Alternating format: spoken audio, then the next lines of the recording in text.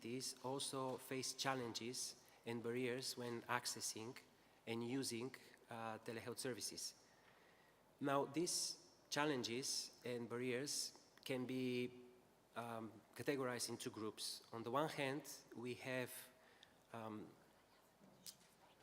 more systemic challenges, I would say, which are related to what we call the digital divide, or the gap that exists between persons with disabilities and the rest of the population in terms of accessing modern information and communication technologies and digital health in general. So we talk about, for example, the fact that persons with disabilities have lower levels of digital health literacy, or very often they're amongst the poorest ones, which means that they do not have access to internet. The second group of challenges are more technical challenges when they access the actual telehealth platforms. And these challenges can vary depending on the type of disability that a person experiences. For example, someone who is blind can have experience very different barriers compared to someone who has an intellectual disability or someone who is deaf. These challenges can also vary depending on the nature of the digital platform where the telehealth sessions are provided. So very often healthcare providers can use simpler platforms like Zoom or Microsoft Teams, but oftentimes there are much more sophisticated and advanced platforms that of course require a lot more features and a lot more knowledge to use. So these are the challenges, the second group of challenges that the standard that we're talking about today is aiming to address. We developed this standard targeting three main groups, which are the actual implementers of the telehealth services in the countries. These are the governments, the health service providers, and also the industry, so the manufacturers of telehealth platforms, those that develop the platforms.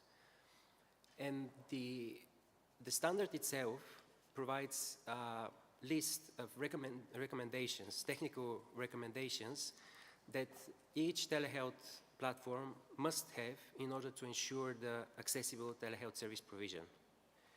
And we believe that if this standard is adopted and implemented in countries, then it has the potential to support really the accessible and equitable delivery of telehealth services. The standard has different sections and is structured around the different types of persons with disabilities. So we have recommendations for people with vision impairment and blindness. We have recommendations for people who are hard of hearing or deaf, for people with speech and language difficulties, people with mobility impairments, for people with mental health conditions or psychosocial disabilities, for people with developmental and intellectual disabilities, and people with learning disabilities. And of course, very often some of the recommendations for one group can of course be applicable to other groups. We started the development using as a starting point the challenges that people with disabilities experience. So from the very beginning, we had a very inclusive approach, consulting with persons with disabilities and organizations of persons with disabilities and civil society in general, to hear from them what are the barriers that they face when they use telehealth services, what are the things that they want to change in order to make these services accessible. And then based on what we heard, we transformed these challenges into requirements. So just to give an example, very often people who are deaf or hard of hearing were telling us that without captioning or without any, let's say, chat box that can allow them to communicate through typing with the healthcare professional, it is very difficult for this communication to actually be facilitated. So based on this, we included a requirement that is that video conferencing shall provide captioning and volume control, and whenever possible also a space for remote sign language interpretation or a video remote interpretation system. I will give just an example of some of these requirements. You get a sense of what the standard includes, and these examples are for one of the groups, one of the sections, which is for people with vision impairment and blindness. So we have recommendations, for example, that the telehealth platform should be compatible with assistive devices like screen readers or braille keyboards, so that people with vision impairment or blindness can then read and understand the information on the platform. Color contrast and screen magnification should also be available. And I have to say that in many places in this standard, we also reference other existing web accessibility standards as the way to do it, because these requirements already exist in other guidelines, web accessibility guidelines. We also have recommendations around the provision of telephone calls that need to be available in case, for example, there is a glitch in the system, or in case the communication cannot be facilitated through the platform. There always has to be a way that the person with vision impairment can call the healthcare provider. Another example, another recommendation is around the inclusion of background music. So we recommend that videos should not include background music on the telehealth platforms. And we talk about some, for example, informational videos, because of course this can confuse persons with vision impairment and those who use screen readers to read the text. And another example is that ambiguous wording and inaccurate descriptions in videos should also not be avoided, because very often people with vision impairment rely, of course, on simpler descriptions of the images or videos included.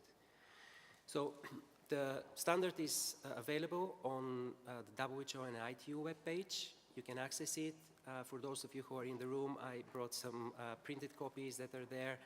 You can take them, and I will stop here and get back to you, Professor Kawamori. Thank you very much. Thank you, Kaloyan. Thank you very much for your explanation of the new standard. And now I'd like to invite Mr. Andrea PREGEL to present. He's the Global Technical Lead for Inclusive Health at Sightsavers, and is the co-chair of the Inclusive Health Task Group at the International Disability and Development Consortium. Mr. PREGEL, please. Thank you, Professor Kawamori, for inviting me to join this panel with distinguished guests. I'd like to start from here, if we can have the slides. The question is, when we encounter inaccessible telehealth, why does this happen? We're looking at primarily two dimensions. The first dimension is a violation of the fundamental right of persons with disabilities to access healthcare on an equal basis with others. But there's also a fundamental user experience issue. We're looking at products and services which are not designed with persons with disabilities in mind. So the key question is, why does this happen? Why do we keep seeing that? One argument could be, well, we don't know how to do it. Well, that wasn't really an argument before, and it certainly isn't now, thanks to the telehealth standard that Kaloyan has just talked about. And I was lucky enough to be involved in the development of the standards, as the Inclusive Health Task Group of the IDDC was involved in supporting some of the consultations with civil society, and we provided some technical inputs. So we now have this blueprint that we can use to develop accessible telehealth. But of course, there are other issues. There's lack of meaningful engagement of persons with disabilities in their representative organizations, and there's lack of data on persons with disabilities using these services. And again, the question is, why does this happen? We know that when the disability community is seen as kind of an invisible small minority, but the recent WHO report on global health for equity for persons with disabilities shows that there are 1.3 billion people globally with a disability. That's not one, not two, not three, but it's nearly 4 times the entire population of the United States. That's a lot of people. So let's look for a second at the business case for user experience. There's a report published a few years ago which looked at the so-called $1 trillion problem of user experience. And it suggests that every dollar invested in user experience for digital products returns $100. So the formula does, of course, include persons with disabilities. And that's why you'll meet Google and you'll meet Microsoft and others at this conference here today, because they've understood that accessibility and disability inclusion are not just the right things to do, but also the smart thing to do. The same principle applies to telehealth. So more accessible products and services will mean more people using them and having a positive experience.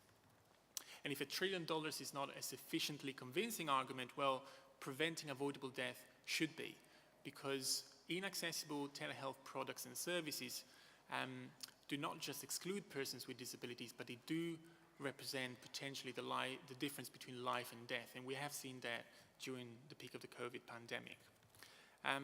There are good examples out there.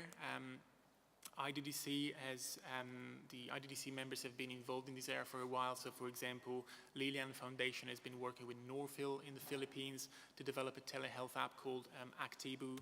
There's Open Telerehab, which is an open source software developed by Humanity and Inclusion. There is Rehab, which was originally developed by Enablement to support field workers in low middle income countries, and now it does allow clients to access their own rehabilitation data and plans. And there are government examples. So for example, in the UK, there's the National Health Service, which has a 24/7 BSL service for deaf people. But of course, that is not enough, and there's a lot more that needs to be done. So in conclusion, the WHO ITU standard provides a clear blueprint to make telehealth services and products more accessible. We have the recipe, if you like, but recipes are only useful if they're used. They don't go very far if they sit on a shelf. So it's now time to move from theory to practice. We need to get the implementation of these standards real.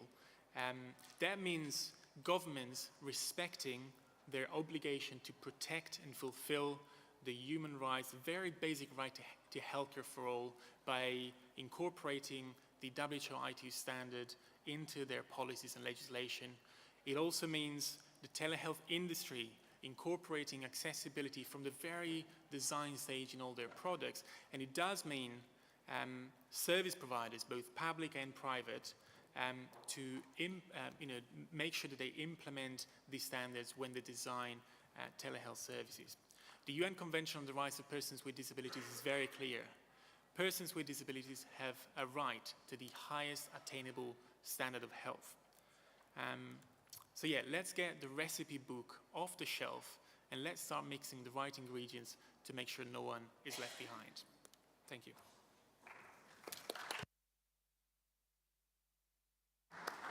Thank you very much.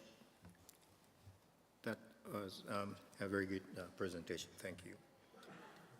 And after Mr. Pregel, I would like to invite Mr. Jakob ROSIN, who's online, I believe.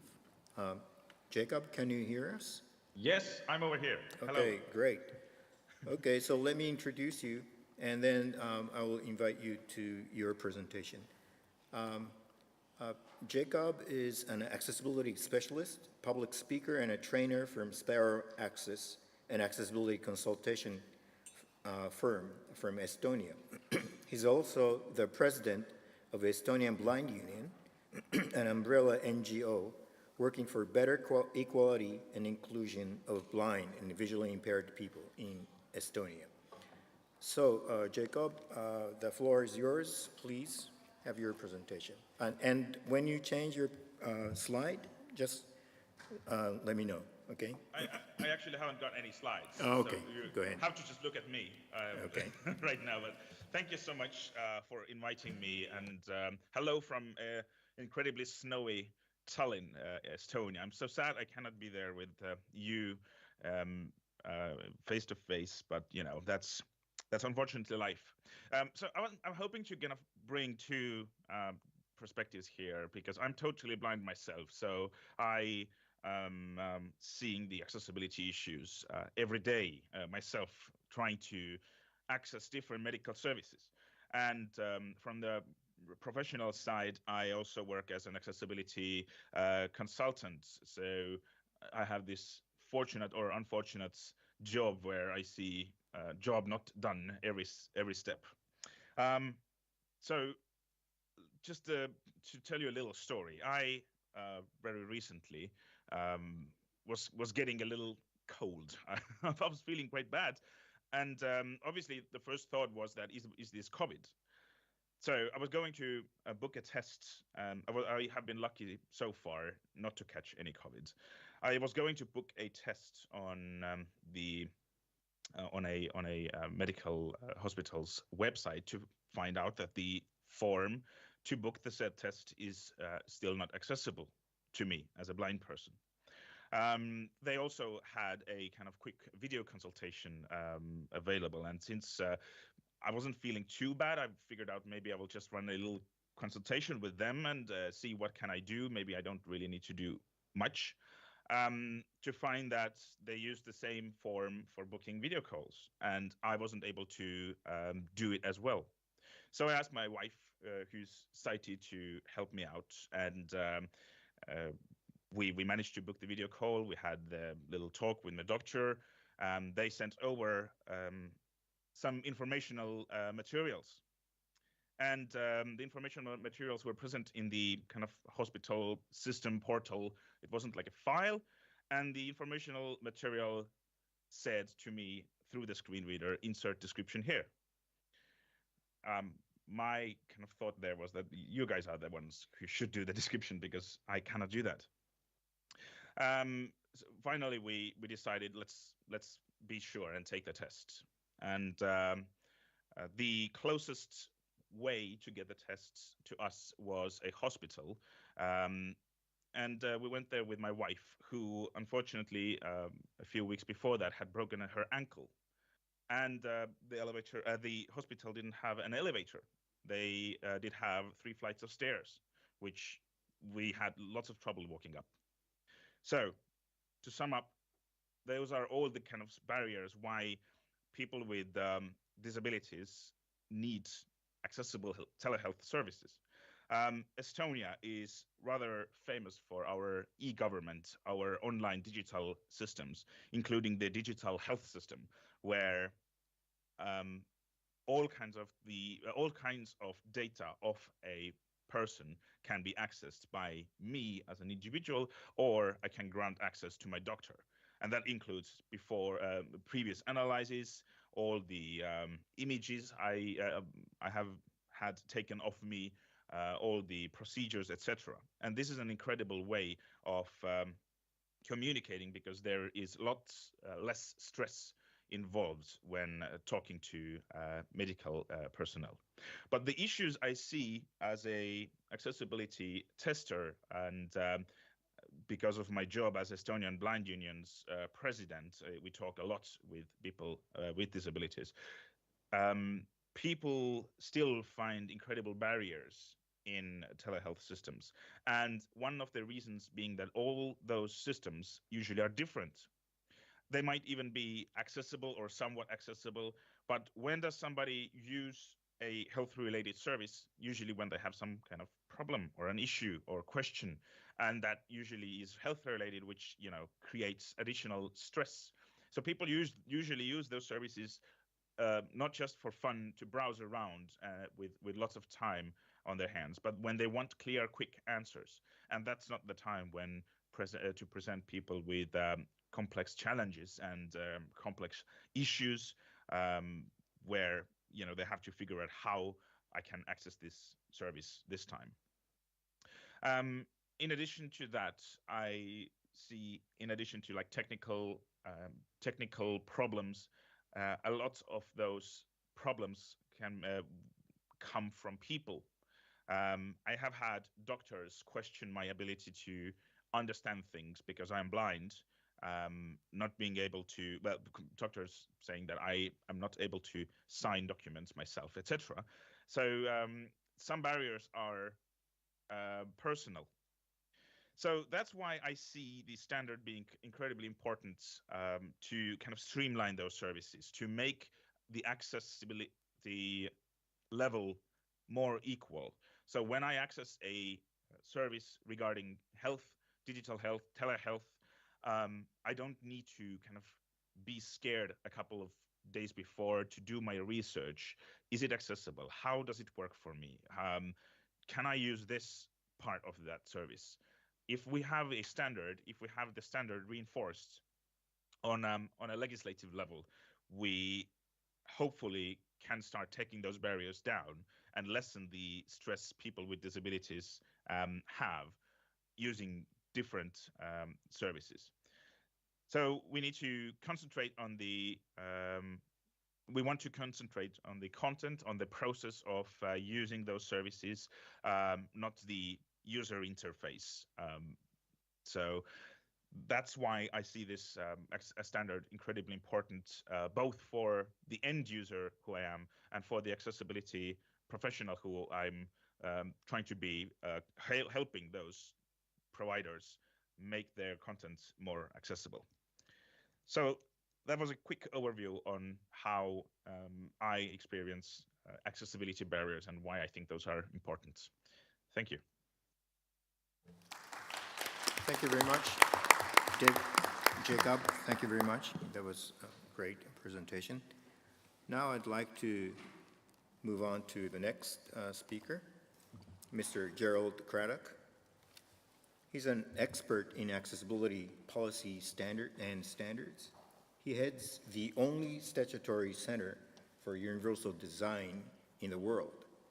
And he will be talking about universal design and standards. Please, Mr. CRADDOCK, the floor is yours.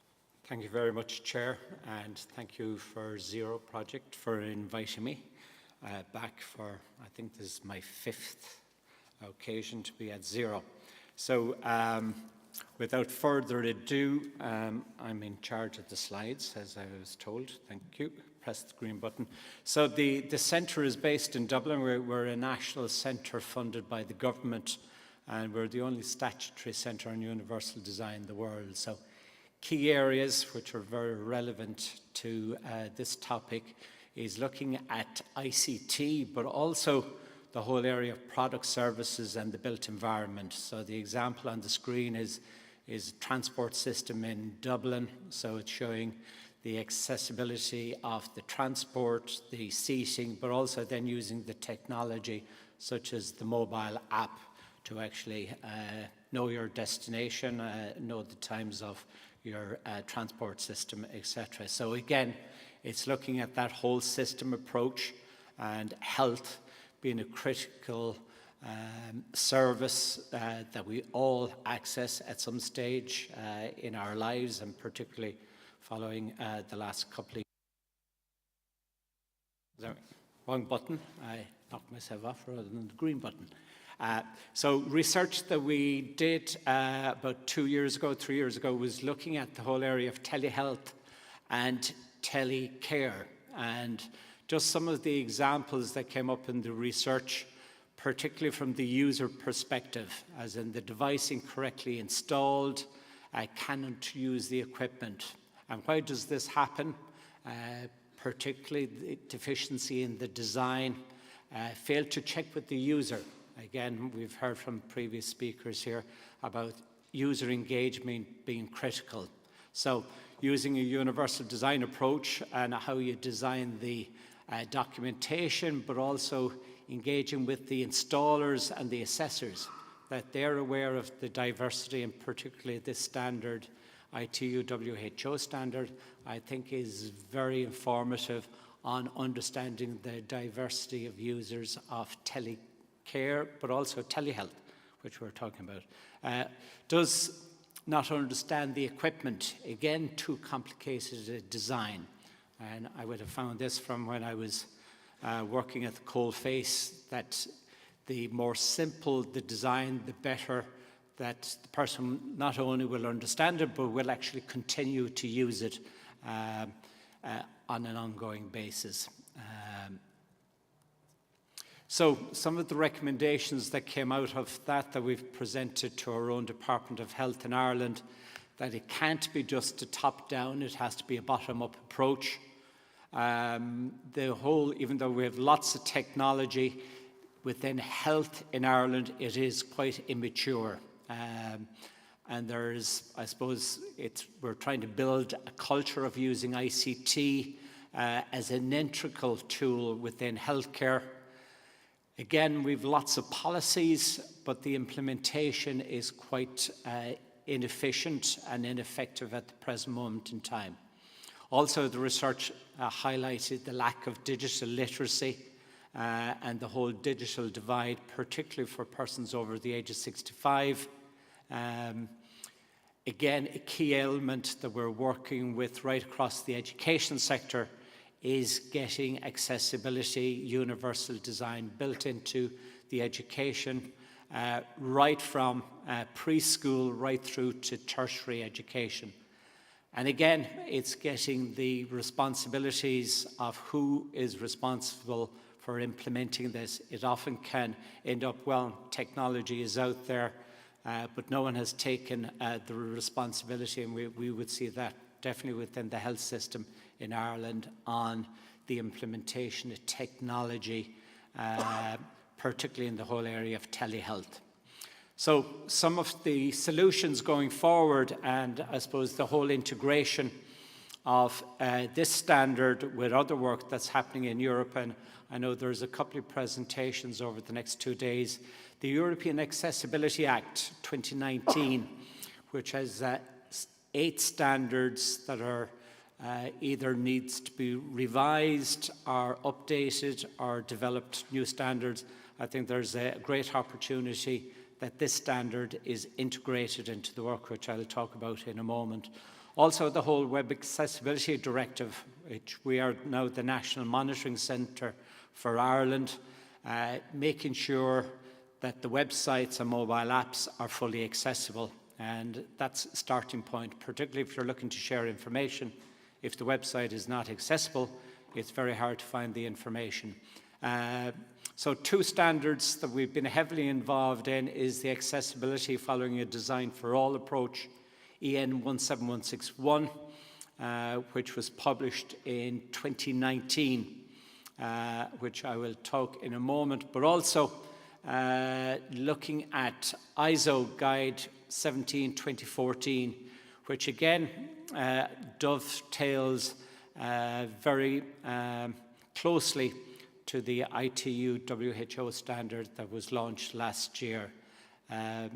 Disappointingly, work with the Mirror Committee in Ireland on ISO 13131 on telehealth services. Talking to the chair in Ireland, there were, I suppose, quite embarrassed that there was little mention in this new standard from 2021 on including accessibility. So we've been engaging with them over the last year on the updating ISO 13131 to include this ITU WHO standard as a key core element in that work.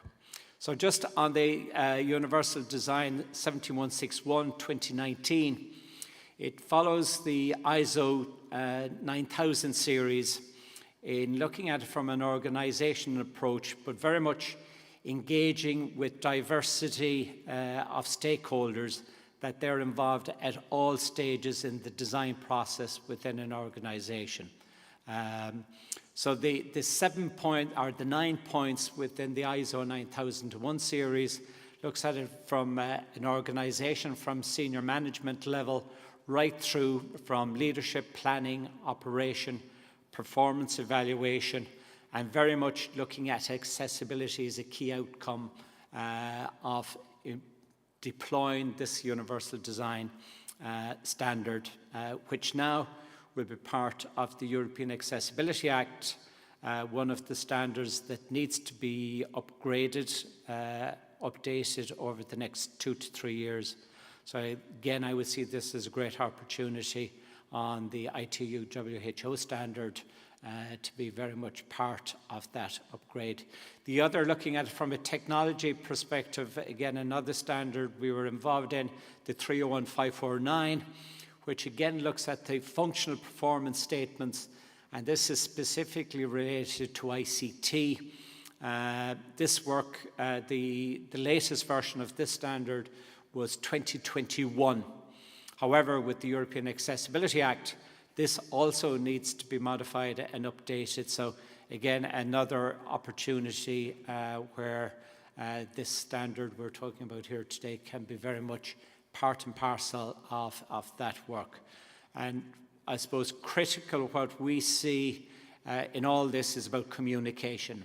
How do we communicate this standard here today, but also how do we communicate with the diverse stakeholders? And this is work we've been involved in with the Irish government for the last 6 years. We're about to launch the 3rd edition of this, which will cover very much the whole digital, I suppose, has really expanded over the last 3 to 4 years, particularly as fellow presenters here today talked about using Zoom, Teams, WebEx, etc. How do we look at them from a more accessible perspective?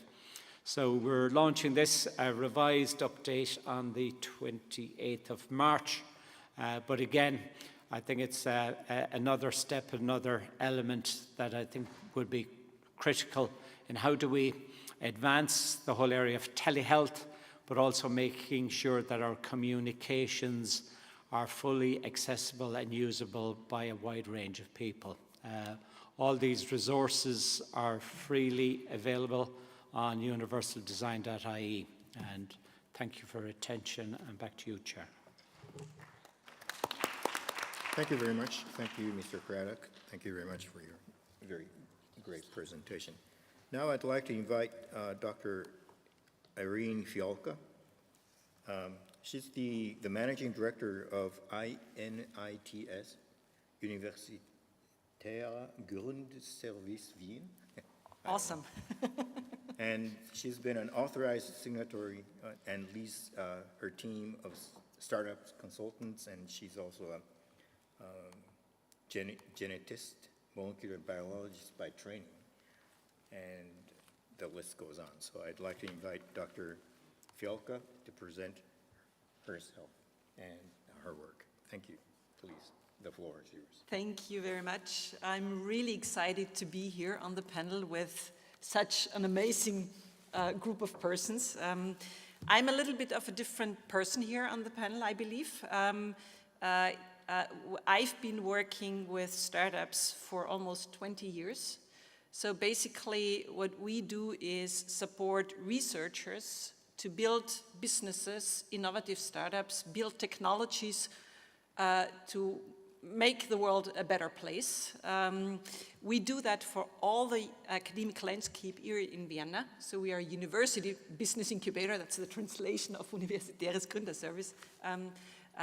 And we've been doing so also supporting a couple of startups who've had their technologies in areas where the goal is to support people with disabilities. Just to name a couple of them, Brain Hero, for instance, is a startup that helps ADHS kids to manage their daily lives in a better place. So it's a serious gaming technology that helps them to learn how to handle their daily lives better.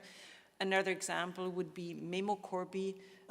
That's a technology that helps persons with disabilities in speech, just also after stroke, for instance, to relearn their language. Another example would be Dreamwaves, which is a technology who helps blind and visually impaired people to navigate through the cities. So there's a couple of technologies there, but that's not the only area that we work with. We also have clean tech, edutech, fintech, biotech, medtech, whatever, startups in our portfolios. In 2018, we started an activity which we call Health Hub Vienna, which aims at driving the transformation in the healthcare system.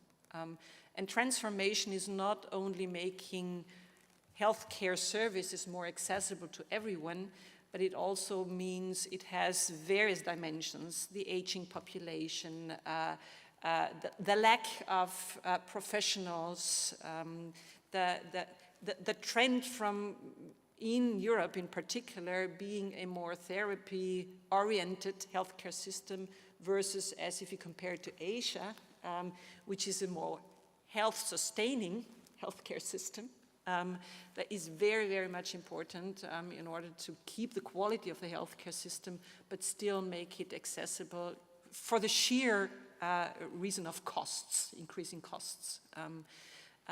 It also means personalized medicine and technologies like CRISPR, for instance. So that's what we focus on at Health Hub Vienna, driving that transformation, because we believe that none of us can do it alone. What we built is a platform of healthcare system stakeholders to work together, and work together also with startups from across the globe in order to pick up basically the technologies that are out there already but are not being implemented in our healthcare systems for the sheer sake of complexity, for the sheer sake of, for the reasons like we did not invent it here, or we used to do it differently, the stickiness of the people and the processes it really blocks innovation in the healthcare system. Last but not least, in 2019, I co-founded an association which is called Women in Health IT. It has a similar goal as Zero Project. It means that what we are aiming at is a full and better inclusion of women in all levels of healthcare system, be it in the development of healthcare system, including women in developing, for instance, apps. The first digital health app was developed and launched. The only thing that was not, they thought of all different kinds of things. The only thing that was not represented was the female cycle. And it just shows that people, just like not having blind people or deaf people not included in the development. The same is true for women. And we see that women are not only not involved or too little involved in the development, but also on the decision-making level, et cetera, et cetera. So I have the honor to be president of that association. In all, what I do basically is helping innovators get their innovations to the people in need. Some of them built their innovation on disabilities, really. There's one amazing example that I simply wanted to name. It's not technology at all. It's just using a disability as a strength, which is really entrepreneurship at its best, I would like to say, is discovering hands, where blind women do examination as a breast cancer preventive measure, and they use their fingers, which are simply trained very well because they are blind, and that's an innovation that took us ages to get it into Austria, due to regulations, I have to say. So my position here on the panel is also challenge, so to speak, the regulations and the standards a little bit, and look at it from the innovators and the industry point of perspective. And I'm happy to do so, and really, really honored to be here with you, and looking forward to questions and discussions. Thank you. Thank you. Now I'd like to ask some questions to the panelists, and I'd like to start with WHO. And I'd like to ask Mr. Kamenov, what is WHO actually doing to support the implementation of this new standard in countries, especially? Thank you for this question, Professor Kawamori. So since the publication of this standard last year, WHO, and I can also speak on behalf of the International Telecommunication Union because we work together on this. We have been providing technical support to countries to implement and adopt the standard. Now, the technical support, of course, varies depending on the level of maturity of the telehealth system in a country. So in general, we can talk about two types of countries. There are countries that have already developed and that have an operational telehealth system, and they're interested in doing this system and the telehealth services accessible. So in this case, of course, we are providing the support in order to make sure that the standard is well understood and it's adopted and it's made operational. One good example is India. They have a national telehealth platform called e-Sanjeevani that actually covers 94 million people. So we're talking about a really huge reach in the population. And they are currently updating this telehealth platform, and they wanted us to provide support, so they make sure that when this platform is updated, then it is accessible and it is according to the standard and the recommendations included in it. So we hope that this year, at some point, we will see this already being operational and reaching many persons with disabilities that currently may not have full access to this platform.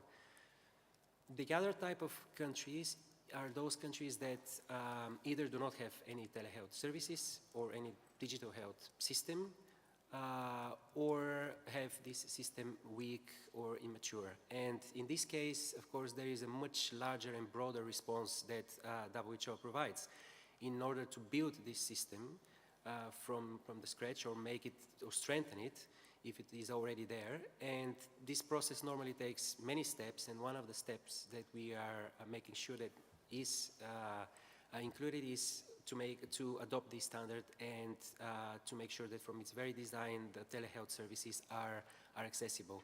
And an example of such country is Guinea-Bissau in Africa. They are now investing and putting a lot of effort on creating a digital health system, and we are supporting them. And at some point, when the time comes to design the actual telehealth platform, we will make sure that the standard is integrated in this and the services are accessible. Thank you. Thank you. Thank you very much.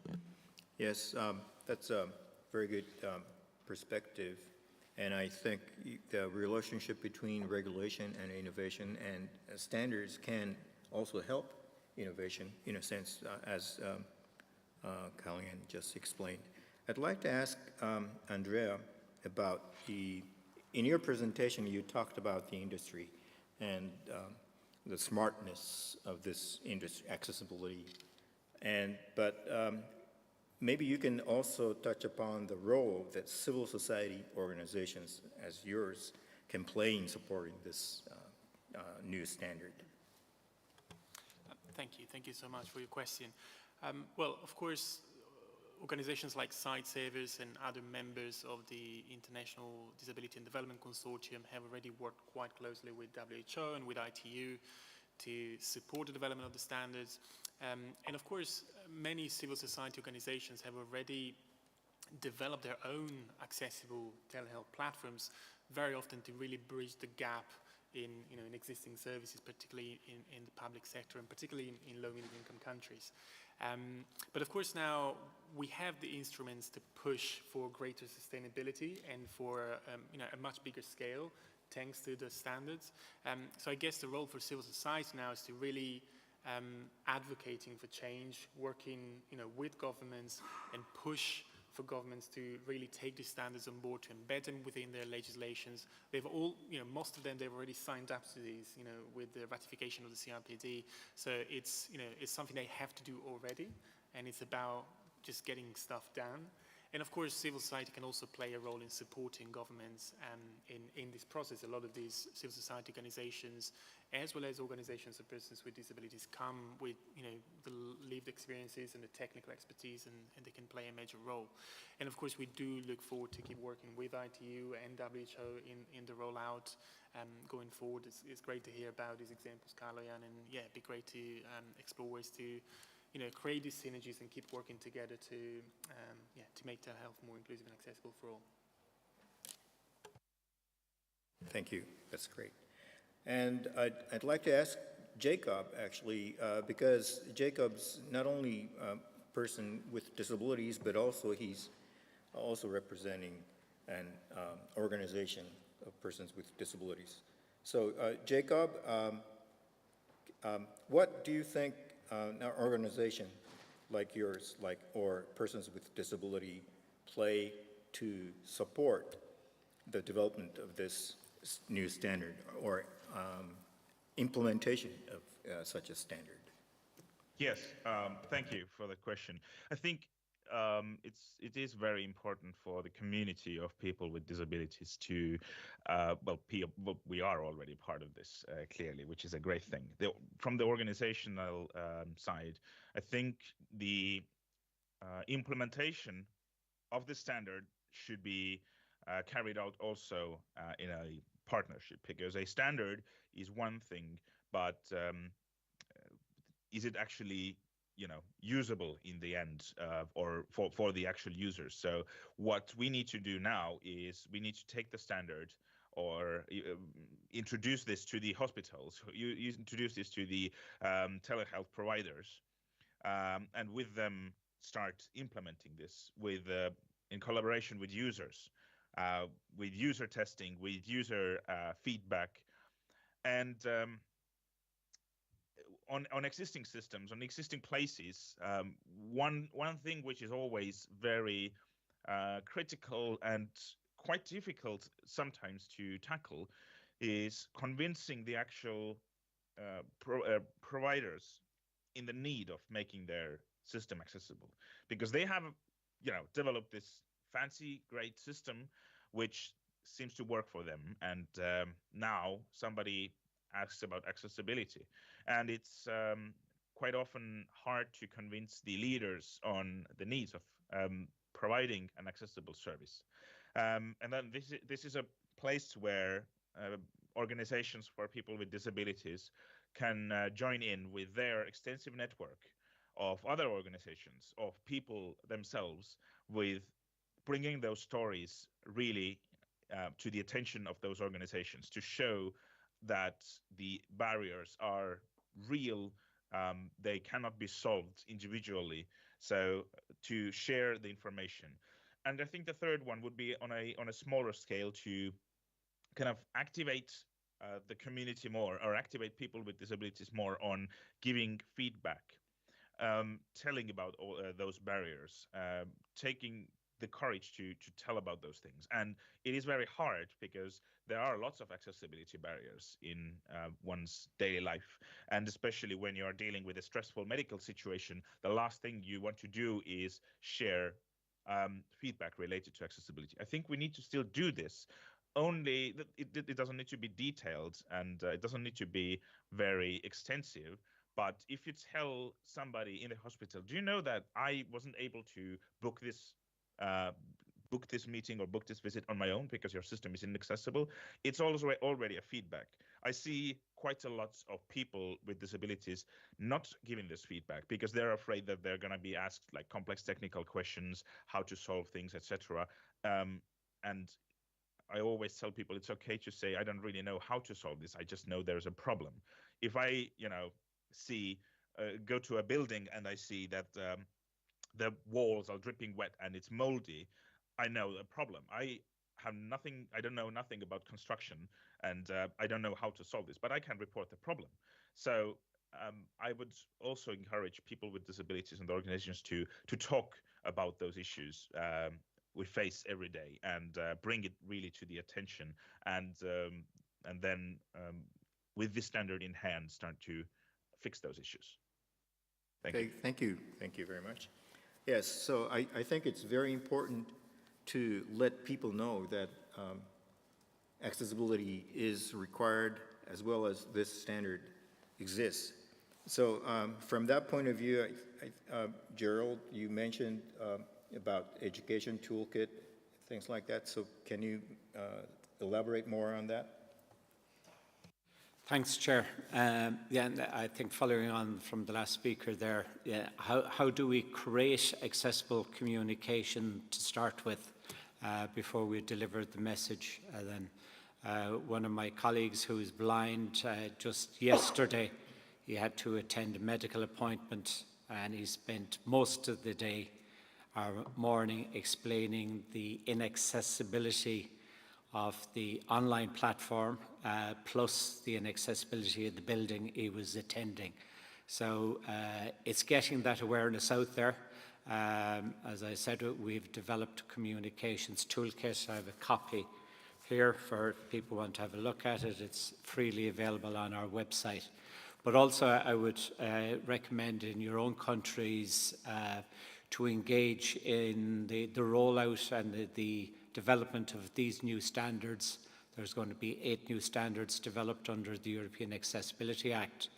And my colleague on my right here, then particularly the standard 17161, which is all about engaging with diverse users, because unless you're at these tables on these standards, then your voice is not being heard and you end up with a standard that is not fit for purpose. So just on that note, I'll hand back to the chair.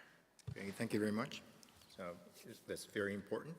And I'd like to invite Dr. Irene FIALKA about the relation. You mentioned innovation and regulation, the importance of how to coordinate, in a sense, which you might call that sort of framework.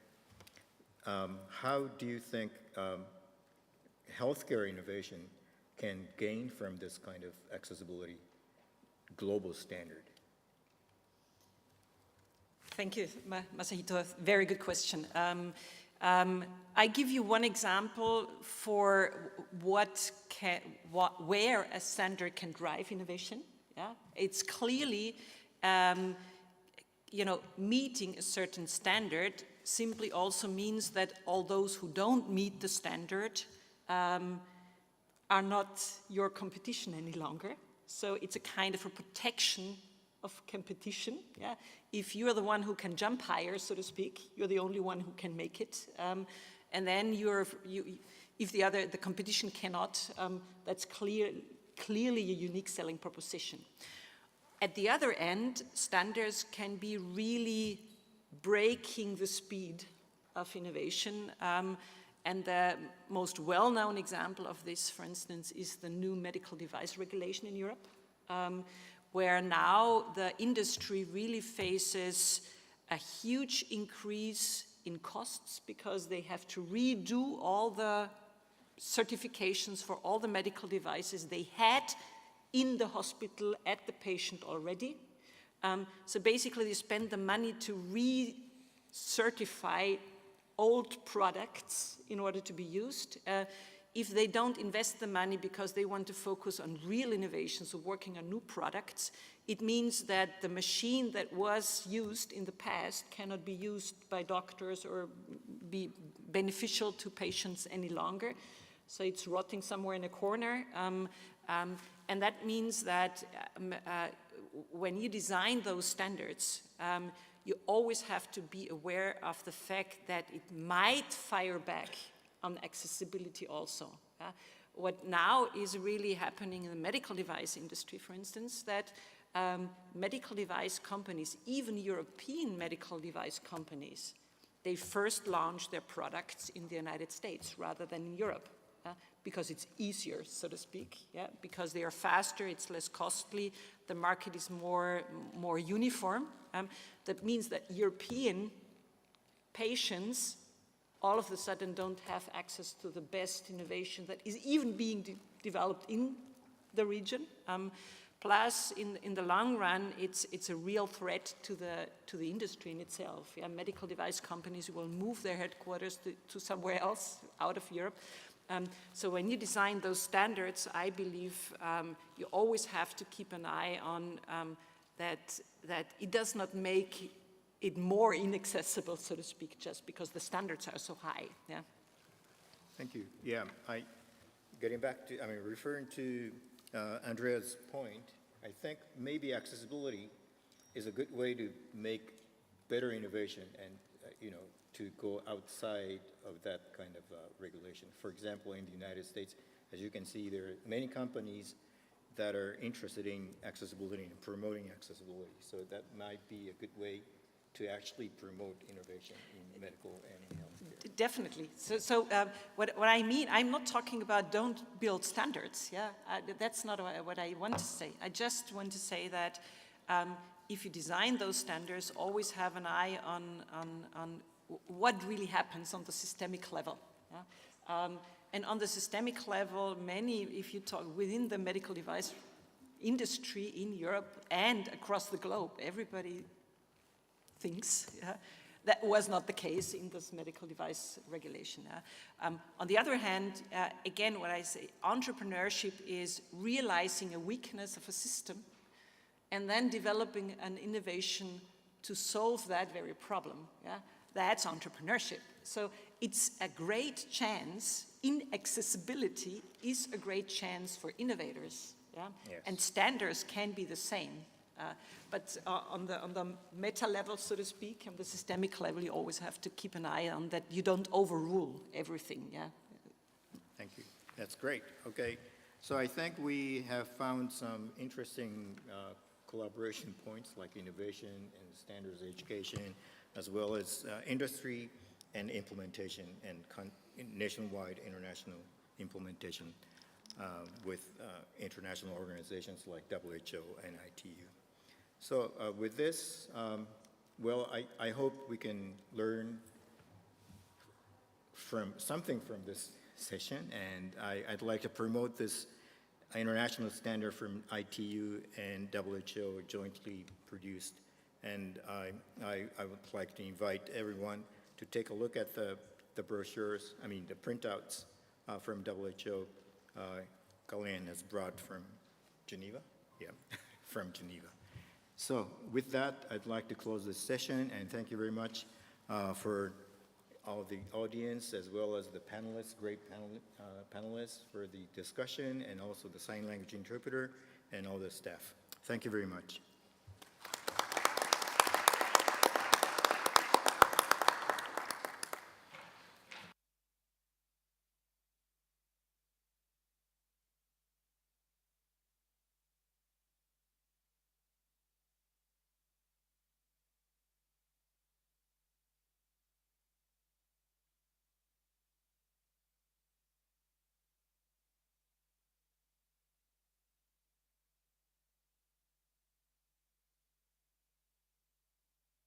Thank you.